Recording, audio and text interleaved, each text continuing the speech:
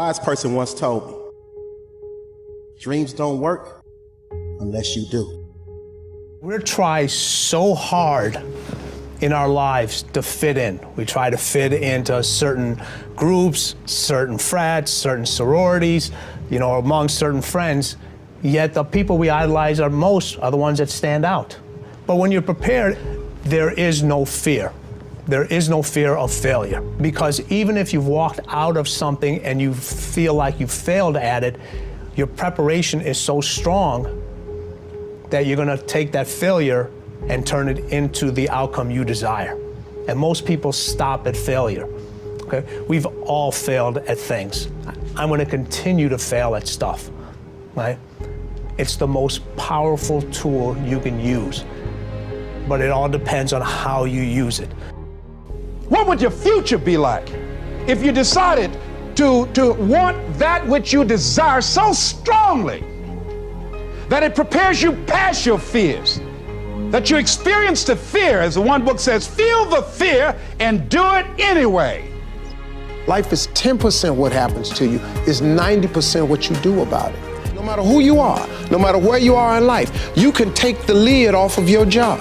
And if you're wondering if you still have the lid on in your life, here are some clues that's gonna let you know that the lid is still on.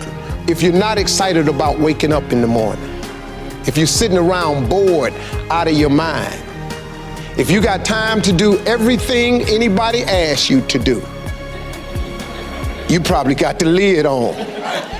If when you tell your dreams to all your friends, it makes sense to them, you got your lid on, man. Your dreams should not make sense to everybody. You got to say something that make people go, how you gonna do that? That's when you got the lid off. And if I were you, I'd do that. I'd take the lid off. Makes sense to me, don't it? They're always going to get ready to get set to get going. What we've got to do is, boom, just like that, move into action.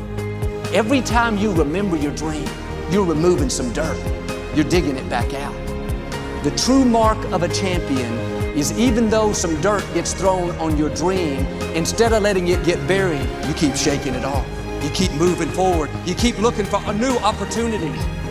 You wouldn't be having that opposition if you didn't have something great in you. If your dream wasn't alive and on track, right on schedule to come to pass, you wouldn't have so many things coming against you. That dream is still alive. You may have tried a year ago, 5 years ago, or 40 years ago. Didn't work out. Nobody was there to help you. Go back and try again. This is your time. This is your moment. Your destiny is calling out to you. Can I tell you, your dream is not dead. It's just not in season. Your time is coming. Promotion is coming. Good breaks are coming. Promises you've been standing on. Dreams you've been praying about. Lack is not your destiny. Constantly struggling, barely getting by is not the end of your story. These light afflictions are for a moment. The adversity is temporary. The glory is eternal. Lord, I believe this is my year to get healthy and whole. This is my year to meet the people of my dreams. This is my year to go further in my career, to step into a new level of my destiny. This is my year to accomplish dreams, to break free from this depression. This is my year to meet the right people. This is my year to get healthy and whole. This is your year to see double. This is your year for vindication, for restoration, for new beginnings. Now get your mind going in the right direction.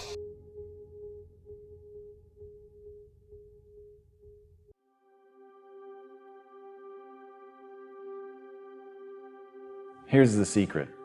The people that do the most with their lives, the people that seem the most self-assured, the ones that seem to embody confidence, the ones that seem to define confidence, they're the ones that had to face down the most fear. They simply didn't linger in it. Don't hate your competitors.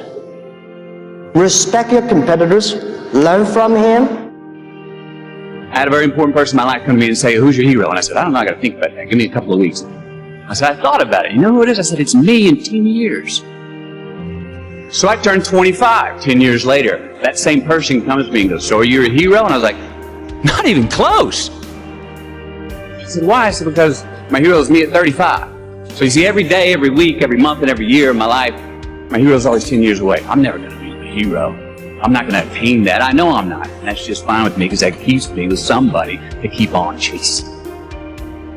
That's the thing. Success and failure are generally slow processes.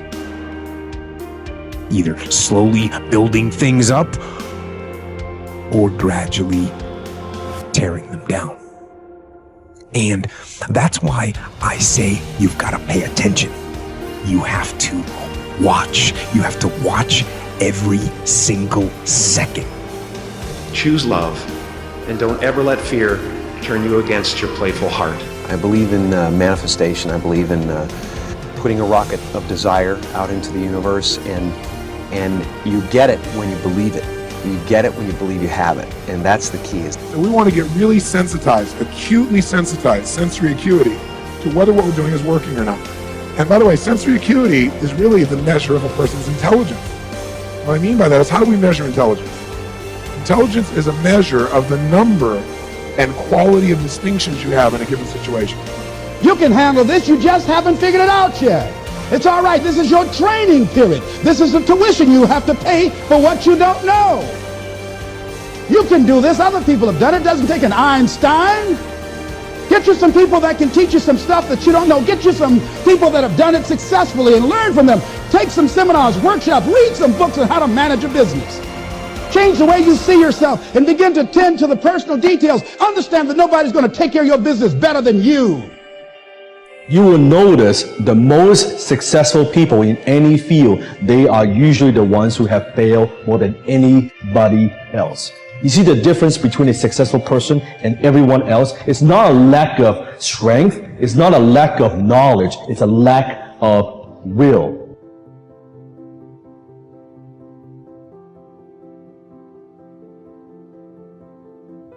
You must experience what this life is totally, isn't it? Before you go, you must experience this. If you do experience that, then such questions will never arise in your mind, because that's not the way existence is. It's up to you in a world where we're taught to look outside for answers, for a job that will make us happy, for money that will make us happy. The answer is within. We already have it. We already have the answer, but will we unleash it? Will we give it? Will we own it? Will we truly reinvent ourselves to become the people that we're capable of becoming?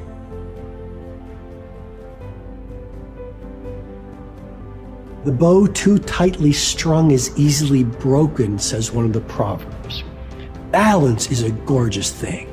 So be monomaniacal in your execution around your high-value targets, your HVTs, your mission plan, but also build in some rewards.